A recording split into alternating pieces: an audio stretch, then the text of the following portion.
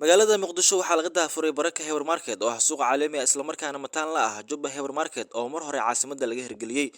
waxaana munaasabada daafurka kasoo qaybgalay madax ka socotay dowladda federaalk soomaaliya ganacsato aqoon-yahano culamaa udiin hogaanka rugta ganacsiga ururada haweenka iyo qeybaha kala duwan ee bulshada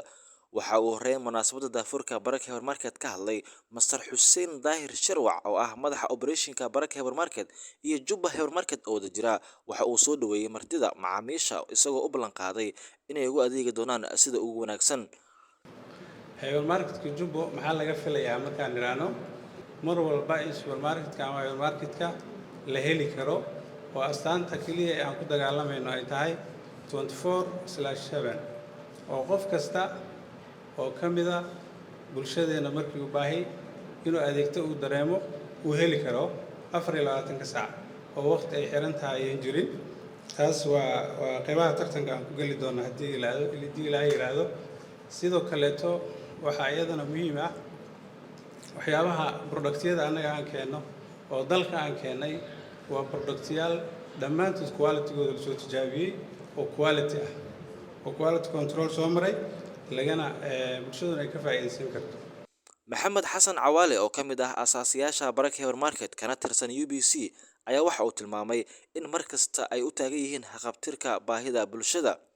waxaan rabnaa 5 sano oo soo socota waxyaalaha yaryar boqolkiiba 50 supermarketka waxa yaala in aan u keeno warshado yaryar oo kuwa saliida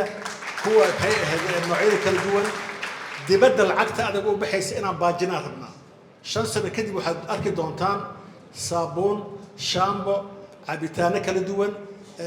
dharka yaryar waxyaalahaas oo dhan waxaan rabaa warshado samayn kara oo waddankeena ku yaala inaan samayno gudoomiyaha ururada haweenka ganacsatada ahna milkiilaha shirkadda Somfresh Marwo Xirsi Cabdulle ayaa soo dhaweysay bilashada baraka heber market bogaadin iyo dhiirigelin u jeedisay cid kasta oo gudaha dalka ka hirgelisa goobo ganacsi aadan ma aragtay aan u soo dhaweynaa waa horumarka nabadgelyada in ifafaalo fiican oo ma aragtay laga arkaayo waddanka inuu hore u maray haddaan nahay annaga haweenka ganacsiga waxaana ahay dadka beeralayda oo u baahan waxaas inay maaragtay dhagahooda kusoo dhadhacaan aadan ugu raaxaysana in la yiraahdo warshadaa la keenaa waxaan oo dibadda laga keenaa waa iska yaraynaynaa gudoomiyaha rugta ganacsiga iyo warshadaha Soomaaliya mudane Maxamuud Cabdikariin Gabeere ayaa dhankiisa waxa uu xusay in rugta ganacsiga ay mar kastaba u taagan tahay dhiirigelinta wax soo saarka gudaha isla markaana ay farxad gelinayso ballanqaadka ay xalay sameeyeen hogaanka baraka heber market rugta ganacsiga iyo warshadaha Soomaaliyeed waxyaalaha ay dayradda saarto waxaa kamid ah wax soo saarka dalka iyo warshadeynteeda runtii waa waxyaalaha aad noogu muhiimsan oo hadda horteena laga dhawaajiyay oo ah marka supermarketka aan soo galnay inaan inta badan ku aragno digirtii iyo galeydii iyo maxaan ku raraa maxoggii iyo maxaan ku raraa muwaambihii iyo alaabtii oo dalka in laga helo hadda hilibkii kalluunka waa yaalin maasha Allah iyo some fresh mooskeeda iyo waxyaalahaas oo dhan waxyaalaha aan u baahannahay in la arkay kamid tahay marka waa bilow fiican ugu dambeyntii waxaa munaasabada ka hadlay wasiirka wasaaradda ganacsiga iyo warshadaha xukuumadda federaalka Soomaaliya mudane Jibriil Cabdirashiid ka oo soo xiray xafladda furitaanka baraka heber market waxaana uu dhiirigeliyay ganacsada isagoo ku bogaadiyay shaqadan ay qabteen iyo waliba sidoo kale daafurka suuqa weyn oo bulshada muhiimad gaar ah u leh waxaana uu ku tilmaamay in arrintani ay tahay mid bogaadin mudan isla markaana dawladda ay soo dhaweynayso ganacsiyada iyo waliba sidoo kale in bulshada Soomaaliyeed loo soo dhaweeyo isla markaana ay heli karaan adeegyada ay u baahan yihiin waana bogaadinayaa ganacsatadii ku dhiiratay runtii inay hanti intaan leeg meeshaan geliyaan aniga markaan hadda soo galay waxaan isiri meel kalaad ba joogtaaba marka horeysa baakinka iyo sidii qurux badanta markaan arkay